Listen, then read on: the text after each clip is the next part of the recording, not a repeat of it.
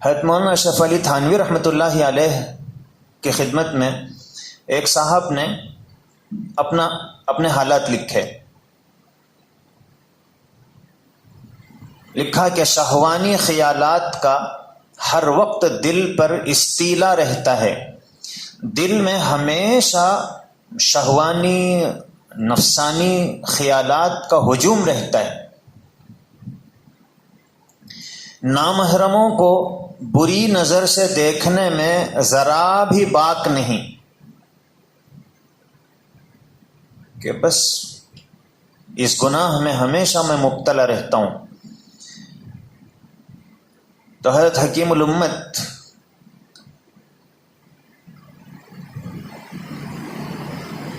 نے اس کا جواب دیا کہ یہ شر ایسا ہے کہ اپنے اثر سے تمام طاعات کے انوار کو تاریک کر دیتا ہے، یہ گناہ اتنا برا ہے کہ اس سے ساری نیکیوں کے جو انوارات ہیں وہ تاریکی میں بدل جاتے ہیں،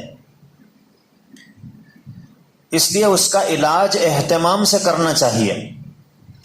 اور ظاہر ہے کہ یہ مادہ خلقی ہے، یہ جو آپ کے دل میں خواہش پیدا ہوئی کہ کسی کو دیکھنا چاہیے، تو حضرت حکیم الامت فرماتے ہیں کہ یہ خلقی چیز ہے، یہ اللہ نے ہر انسان کے دل میں پیدا کی ہے، اس لیے وہ شر نہیں ہے۔ یہ دیکھنے کا جو خیال آ رہا ہے یہ شر نہیں ہے۔ اگر دیکھنے کا خیال شر رہتا تو آدمی اپنی بیوی کی طرف بھی نہیں دیکھتا تھا۔ دیکھنے کا خیال یہ تو اللہ کی نعمت ہے، اس لیے آدمی اپنی بیوی کو دیکھ رہا ہے، بلکہ اس میں بہت سی مصلحتیں ہیں کہ یہ خیال آئے کہ البتہ اس مادے کے اقتضاء پر عمل کرنا شر ہے، کہ اس پہ غلط جگہوں پر اس کو استعمال کرنا یہ شر ہے، اور غلط جگہوں پر نظر کو ڈالنا یہ اختیاری چیز ہے۔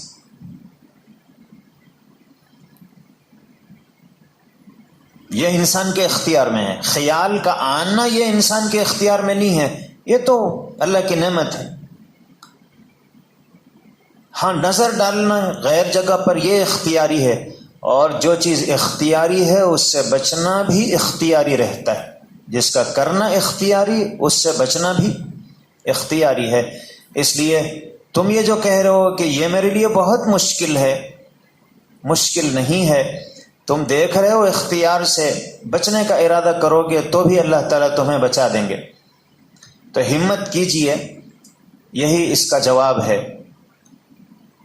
چند دن تکلیف ہوگی، تکلف ہوگا، پھر عادت ہو جائے گی، اور پھر لذت اور فرحت ہوگی۔ تو حضرت حکیم الامت نے اس میں چند باتوں کی طرف اشارہ فرمایا۔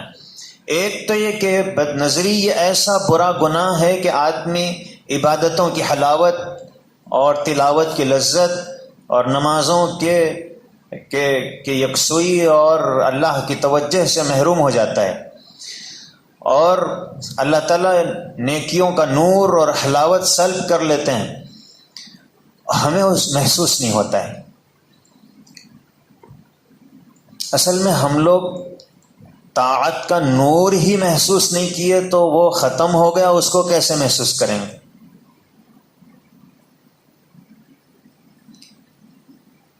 ہم تو دیکھتے ہیں پہلے جیسے تھے ویسے ہی ہیں۔ حضرت مولانا یعقوب صاحب رحمۃ اللہ علیہ دارالعلوم دیوبند کے پہلے صدر مدرس گزرے ہیں، بڑے نیک انسان۔ ان کا واقعہ لکھا ہوا ہے کہ ایک روز وہ کسی کی دعوت میں چلے گئے اور وہاں انہوں نے کھانا کھا لیا۔ انہیں یہ معلوم نہیں تھا کہ یہ جس کے گھر میں دعوت ہے اس کی آمدنی حرام ہے۔ انہوں نے سوچا کہ ایک مسلمان نے دعوت دی، وہ دعوت میں شریک ہو گئے۔ بعد میں پتہ چلا کہ اس کی آمدنی مشکوک ہے۔ فرماتے ہیں کہ اس دعوت کا یہ اثر تھا کہ کافی عرصے تک کھانے کی ظلمت دل میں محسوس ہوتی تھی، اور کافی دنوں تک خراب خیالات آتے رہے اس ایک مرتبہ کے کھانے کی وجہ سے۔ اور ناجائز کاموں کی طرف طبیعت مائل ہوتی رہی تو جن لوگوں کے دل پاک صاف ہوتے ہیں تو انہیں ذرا سا دھبا بھی محسوس ہوتا ہے. کپڑے بالکل وائٹ اور صاف ستھرے ہیں، تھوڑا سا بھی دھبا لگ گیا تو دور سے نظر آتا ہے، اور جس کے کپڑے ہی کالے ہیں اس پر دھبے لگے تو نظر آئیں گے. تو ہمارا من کالا ہو چکا ہے، اس لیے بد نظری کا گناہ بھی کرتے ہیں تو اس کا اثر ہوا یہ ہمیں محسوس نہیں ہوتا ہے.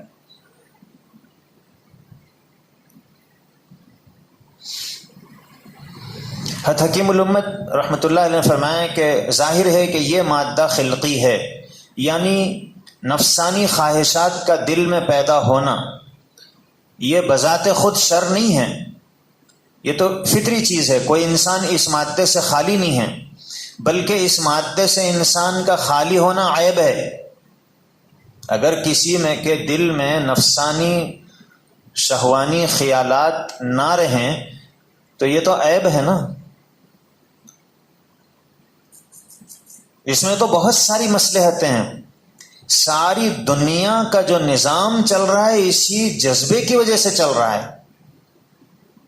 یہ جو ہزاروں انسان دنیا میں نظر آ رہے ہیں اسی جذبے نے تو ان کو وجود بخشا ہے. عالم کا نظام اس سے قائم ہے. اگر یہ جذبہ نہ ہو تو آدمی محنت کر کر کے اپنی بیوی کی کیوں پرورش کرے؟ یہ دن رات محنت کر رہا ہے اور وہ بولے یہ چاہیے، بولے بالکل ضرور آپ کے لیے نہیں تو اور کس کے لیے لائیں گے. تو آدمی ہر ایک کو تو اتنی خوشی سے اپنی ہر چیز نہیں دیتا ہے، اور یہاں کیوں دے رہا ہے؟ وہی تو جذبے کی تسکین وہاں ہوتی ہے. اگر یہ مادہ نہ ہو تو عالم کا نظام فنا ہو جائے. آدمی گھر کو کیوں جائے گا؟ چبوترے پہ بیٹھا رہے گا.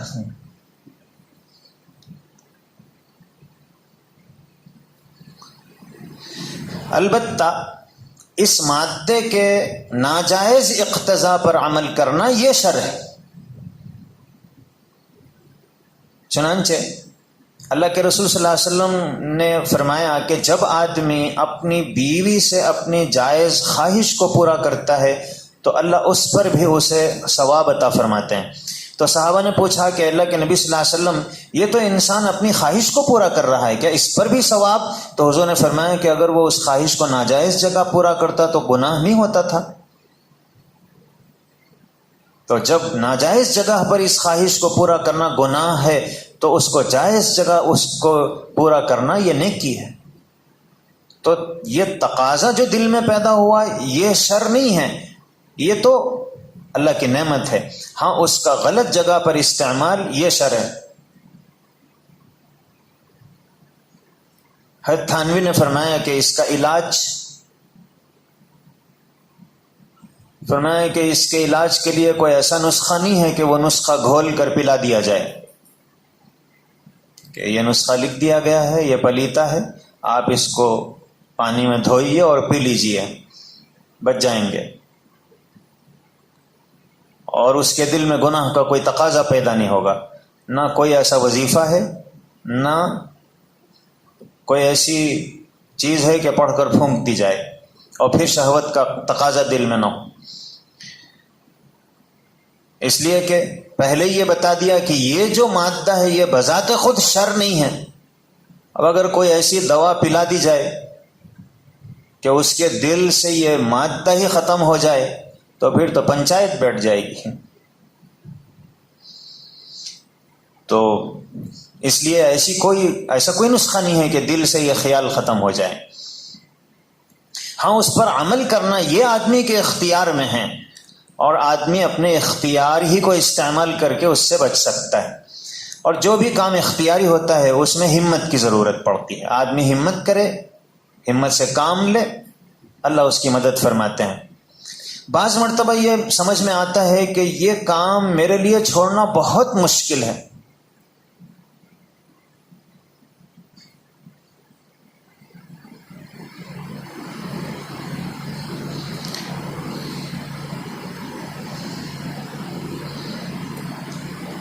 ہر انسان کے اسٹیجز الگ الگ ہوتے ہیں.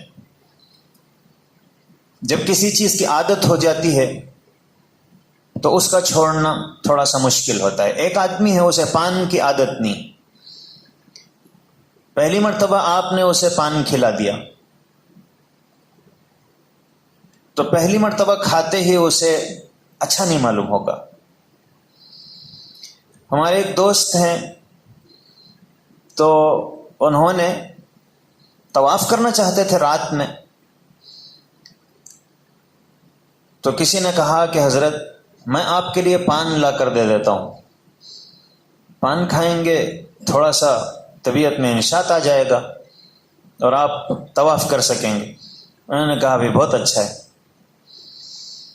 اب وہ گیا، وہ زردے کا پان کھاتا تھا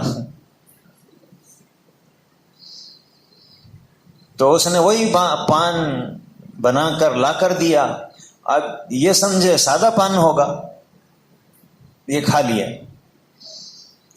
تو کہنے لگے کہ مجھے کعبے کے طواف کی ضرورت نہیں پڑی، کعبہ میرا طواف کر رہا تھا.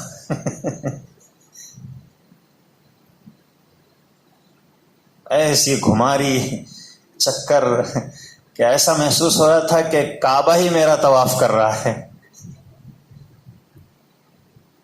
تو آدمی پہلی مرتبہ کھائے گا چکر آئے گی، الٹی ہوگی. اگر اسی دن اس سے کہا جائے آئندہ بالکل نہیں کھانا، بولے توبہ. بچنا آسان، عادت نہیں ہوئی. لیکن اسی دن نہ چھوڑے، دوسرے دن پھر آپ نے اسے پھر وہ پان کھلایا تو اس دن بھی تکلیف ہوگی، لیکن پہلے دن کی اتنی نہیں ہوگی. اور پھر اس کے بعد رفتہ رفتہ اب وہ تکلیف کم ہونا شروع ہوتی ہے اور اس کا مزہ اب اس کو لگنا شروع ہوتا ہے. جس سے چکر آ رہی تھی اسی کی چکر میں رہتا ہے کہ بس پان چاہیے. کھانے پہ اتنے پیسے نہیں خرچ کرتا ہے جتنا پان پہ کر دیتا ہے.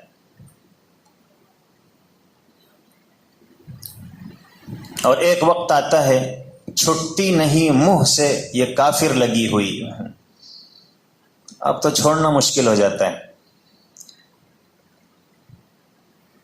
تو اب ظاہر ہے کہ تمباکو کا استعمال کیا زندگی کے لیے اتنا ضروری ہے کہ اس کا چھوڑنا مشکل ہے؟ ایسا نہیں. مگر چونکہ عادت ہو گئی ہے اس لیے پہاڑ جیسا معلوم ہوتا ہے اگر کہا جائے کہ مت کھاؤ. اور روزے میں آدمی صبح سے شام تک نہیں کھا رہا ہے، پتہ چلا بچنا چاہے تو بچ سکتا ہے،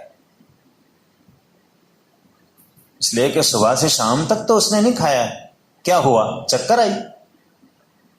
لیکن جب روزے سے نہیں ہوتا ہے تو اب بار بار وہی خیال، جو نظر آئے پان، السلام علیکم پان.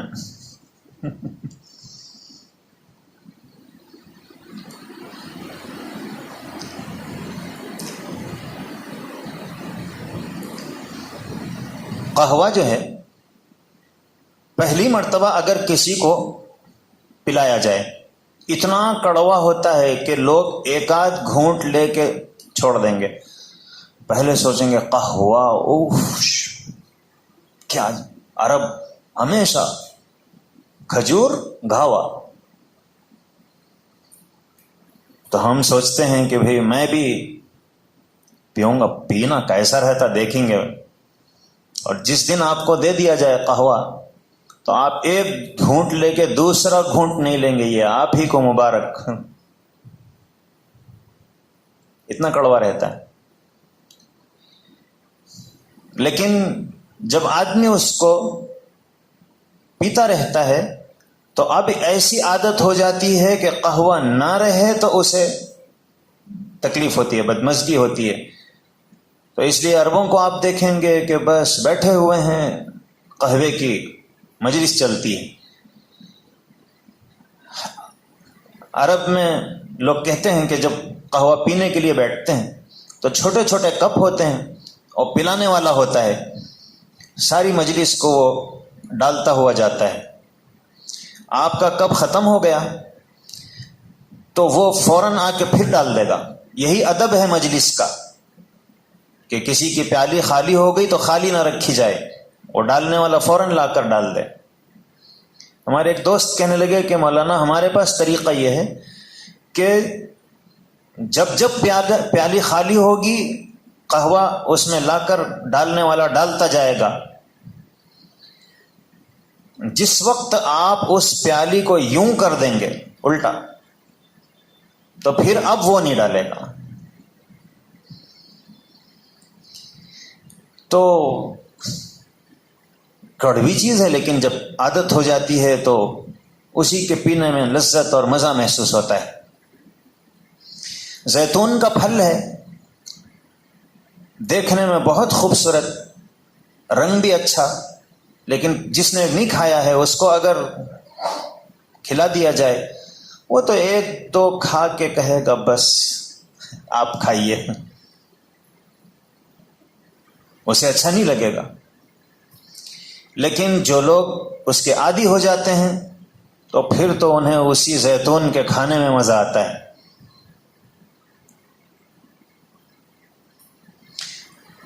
تو بہرحال عادت جب کسی چیز کی ہو جاتی ہے تو وہ خراب بھی ہے تو اچھی معلوم ہوتی ہے، اور آدمی کو یہ سمجھ میں آتا ہے کہ مجھے یہ چھوڑنا بہت مشکل ہے. لیکن سوال یہ ہے کہ آدمی اس عادت میں جو مبتلا ہوا وہ بھی تو اپنے اختیار سے ہوا. تو جس چیز کا کرنا اختیار میں ہے اس کا چھوڑنا بھی اختیار میں ہے. اور جیسے وہ اچانک عادت نہیں ہوئی، آہستہ آہستہ ہوئی، ایسے ہی چھوڑنے کی جب کوشش کریں گے تو آہستہ آہستہ چھوٹ جائے گی. عادت بھی اچانک نہیں ہوئی کہ ایک سیکنڈ میں آپ پان کے عادی ہو گئے، ایک سیکنڈ میں آپ گھاوا پینے کے عادی ہو گئے. ایسا نہیں ہوگا. رفتہ رفتہ عادت ہوتی ہے تو چھوٹنا بھی رفتہ رفتہ ہوتا ہے. حضرت تھانوی نے ایک خوبصورت مثال دی کہ جب آدمی کو کسی چیز کی عادت ہو جاتی ہے یا اس کی بیماری وہ لت پڑ جاتی ہے تو اسی کے کرنے میں مزہ آتا ہے، حالانکہ وہ نقصان کی چیز ہے. ایک آدمی کے جسم پر خارش ہو گئی تو اب اس کو کھجانے میں مزہ آتا ہے. وہ کھجا کھجا کے پورا خون نکل رہا ہے لیکن اس کو کھجانے میں ہی مزہ آ رہا ہے. ڈاکٹر کہتا ہے دوا استعمال کرو، لگاؤ، کھجاؤ مت. اب یہ بولتا ہے ڈاکٹر صاحب یہ میرے سے نہیں ہو سکتا ہے، مت کھجاؤ، یہ نہیں ہو سکتا ہے، اتنا مزہ آ رہا ہے کھجانے میں اور آپ کہہ رہے ہیں کہ مت کھجاؤ، اور برداشت نہیں ہو رہا ہے، اتنی کھجلاہٹ کہ اب بغیر کھجائے کے سمجھ میں نہیں آ رہا. تو ایسے ہی جب کسی بری چیز کی عادت پڑ جاتی ہے تو وہ بغیر کیے سمجھ میں نہیں آتا ہے. جیسا خارش کے مریض کو سمجھ میں نہیں آ رہا ہے لیکن ہمت کرے، کھجلا رہا ہے مگر یہ کنٹرول کر رہا ہے، کھجا نہیں رہا ہے. تو چند مرتبہ تقاضا پیدا ہوتا ہے کھجانے کا، لیکن اس نے کنٹرول کیا تو پھر آہستہ آہستہ وہ کھجانے کی خواہش کم ہو جاتی ہے. جب حضرت تھانوی نے یہ جواب لکھا تو جنہوں نے اپنے حالات بیان کیے تھے انہوں نے اس جواب کے جواب میں ایک جواب لکھا. انہوں نے کہا کہ آپ کی تنبیہ سے معلوم ہوا کہ بدنظری فعل اختیاری ہے، اختیار میں ہے اس سے بچنا، اور علاج استعمال اختیار ہے. علاج یہ ہے کہ آدمی اپنی ہمت اور اختیار کو استعمال کرے، مگر اس باوجود اس کے پھر بھی اختیار کے استعمال کی ہمت نہیں ہوتی اور گناہ ہو جاتا ہے. ہمت میں قوت نہیں ہے. یہ انہوں نے لکھا کہ آپ نے کہا کہ ہمت سے کام لو، تو میری ہمت میں قوت نہیں ہے، اتنی ہمت نہیں ہے.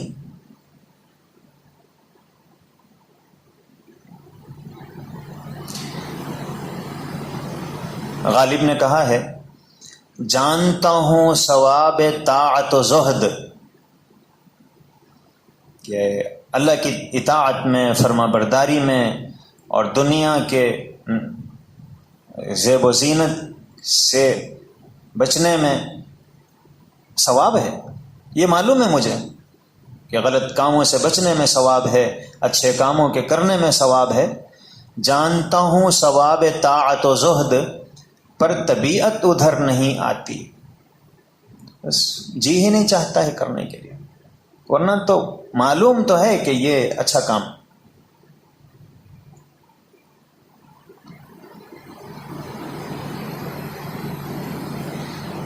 تو حضرت حکیم الامت، میں نے پہلے بتایا کہ وہ تو حکیم تھے، تو انہوں نے جواب میں لکھا، یہ جو آپ کہہ رہے ہیں کہ ہمت میں قوت نہیں ہے، یہ قوت بھی تو استعمال ہی سے پیدا ہوگی. جب آپ اس ہمت کو استعمال کرنا شروع کریں گے تو پھر اس میں قوت پیدا ہوگی. یہ نہیں ہے کہ آدمی پہلے سے فرض کر لے کہ میری ہمت کمزور ہے لہذا ہاتھ پر ہاتھ رکھ کر بیٹھ گئے، بلکہ ہمت کو استعمال کرو. اس کو جتنا استعمال کرو گے اتنی ہمت بڑھتی جائے گی.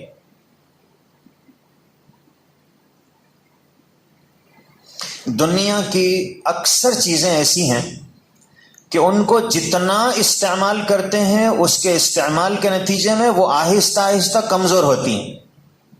گاڑی ہے، اس کو جتنا استعمال کریں گے وہ اتنی کمزور ہوتی جائے گی اور آخر میں جا کے ٹھپ ہو جائے گی. گھر کو جتنا استعمال کریں گے ایک دن آئے گا کہ وہ بوسیدہ ہو جائے گا. کپڑے کو جتنا استعمال کریں گے وہ پرانا ہوگا، آخر میں پھٹ جائے گا. لیکن بعض چیزیں اللہ تعالیٰ نے ایسی بنائی ہیں کہ ان کو جتنا استعمال کریں گے اس کی طاقت میں اتنا اضافہ ہوتا ہے. جیسے حافظہ، کہ آپ جب چیزوں کو یاد کرنے کی جتنی محنت کرتے رہیں گے اتنا آپ کا حافظہ طاقتور ہوتا جاتا ہے.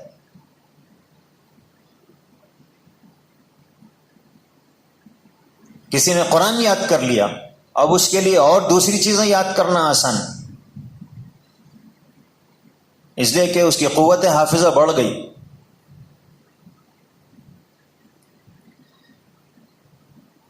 ہاتھ ہے، آپ اس کو جتنا استعمال کریں گے اتنی قوت بڑھتی ہے. اسی لیے تو فالج کے مریض کو ڈاکٹر کیا کہتا ہے؟ بس بال ہاتھ میں لو اور کھیلتے رہو، انگلیوں کو حرکت دو. یہ جتنی استعمال ہوں گی ان میں اتنی ہی طاقت پیدا ہوگی. آنکھوں کو کی بینائی تیز ہو، آنکھیں طاقتور بنے، تو لوگ اس کی ایکسرسائز بتلاتے ہیں کہ آپ آنکھوں کو کبھی اس شیپ میں اور کبھی اس شیپ میں گھماتے رہیں.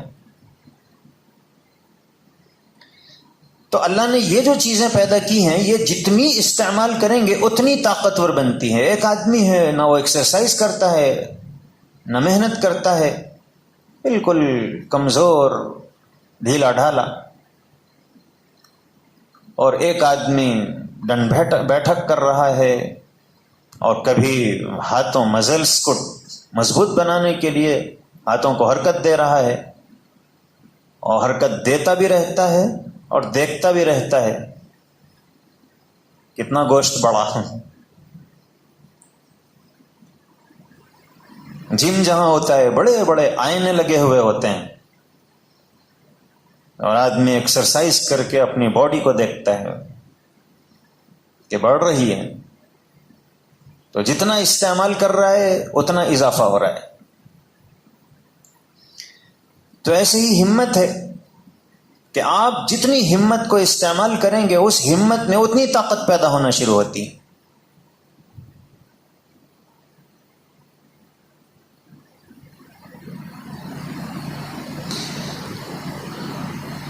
اللہ مجھے آپ کو عمل کی توفیق نصیب فرمائے اور اس خطرناک گناہ سے بچنا اللہ ہم سب کے لیے آسان فرمائے. وآخر دعوانا ان الحمد للہ رب العالمین. سبحان اللہ وبحمدہ، سبحانک اللہم وبحمدک، نشہد ان لا الہ الا انت نستغفرک